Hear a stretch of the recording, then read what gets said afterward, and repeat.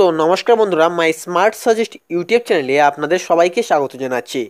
তো আপনাদের সঙ্গে রয়েছে আমি সমীর। আপনারা দেখছেন আপনাদের প্রিয় YouTube channel my smart suggest. তো বন্ধুরা, ভিডিওটি শুরু করার আগে বরাবরের মতো আপনাদের কাছে করব একটি ছোট্ট রিকোয়েস্ট। যদি আপনি আমাদের চ্যানেলটিতে নতুন হয়ে থাকেন তাহলে অবশ্যই চ্যানেলটিকে সাবস্ক্রাইব করবেন এবং পাশে থাকা বেল আইকনটিতেও একটি ক্লিক করবেন। তো চলুন আজকের ভিডিও শুরু করা যাক। এসএসসির ওয়েটিং লিস্টে থাকা অধিকাংশ প্রার্থীদের যে নিয়োগ প্রক্রিয়া, সেই নিয়োগ প্রক্রিয়ার সমস্যা মেটাতে বড়সড় উদ্যোগ নিল কমিশন। মঙ্গলবার বিকাশ ভবনে চাকরির প্রার্থীদের নিয়োগের বিষয়টি নিয়ে 5 জনের কমিটি বৈঠক হয়। ওই কমিটির অন্যতম সদস্য এবং কমিশনারের চেয়ারম্যান সৌমিত্র সরকার বলেন, আইনি বিষয়টি খতিয়ে দেখে যতটা সম্ভব ওয়েটিং লিস্টে থাকা প্রার্থীদের নিয়োগের ব্যবস্থা করা হচ্ছে। আগামী এক সপ্তাহের মধ্যে ওয়েটিং লিস্টে থাকা প্রার্থীদের বিষয়টি চূড়ান্ত করা হবে।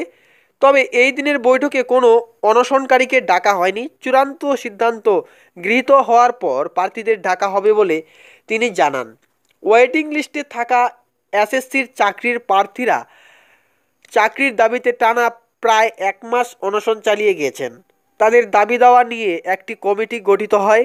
সেই কমিটির কাছে প্রার্থীরা তাদের দাবি লিখিতভাবে জানান।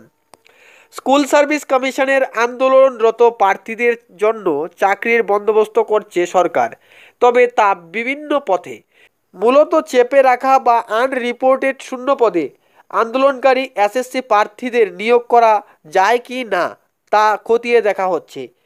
এই মর্মে চাকরি দিতে শূন্য পদও খুঁজতে শুরু করেছে সরকার। বিষয়টি ইতিবাচক হলেও এই নিয়ে আইনি জটিলতায় পড়তে হতে পারে সরকারকে। তবে এসব দিকে কান না দিয়েই সরকারের তরফে ইতিমধ্যে একটি বিশেষজ্ঞ কমিটি গঠন করা হয়েছে। সেই কমিটি এই শূন্যপদ খোঁজার কাজ শুরু করেছে। বলা বাহুল্য, বেশ কিছুদিন আগে কেন্দ্রীয় কমিশন এসএসসির আঞ্চলিক অফিসগুলি থেকে ক্ষমতা কেড়ে নিয়েছিল। এর ফলে সেখানকার যাবতীয় কর্মপদ্ধতি কেন্দ্রীয় অফিস হস্তান্তর করেছে।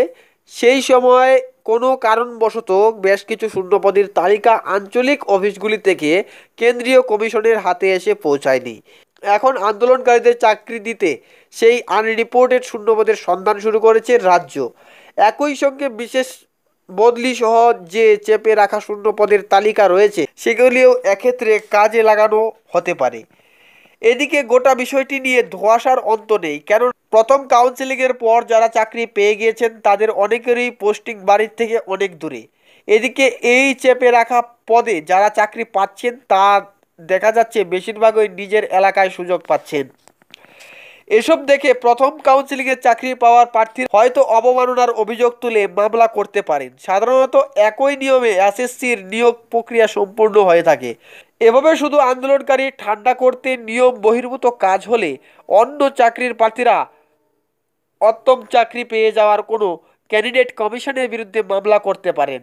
তো আজকের ভিডিওর আলোচনা আপনারা শুনলেন। ভিডিওটি ভালো লাগলে লাইক করবেন এবং শেয়ার করে অন্যকেও দেখতে সুযোগ করে দেবেন। তার সাথে আপনি আমাদের চ্যানেলটিতে নতুন হলে চ্যানেলটিকে সাবস্ক্রাইব করবেন এবং পাশে থাকা বেল আইকনটিতেও একটি ক্লিক করবেন। তো চলুন, দেখা হচ্ছে পরবর্তী ভিডিওতে। ধন্যবাদ।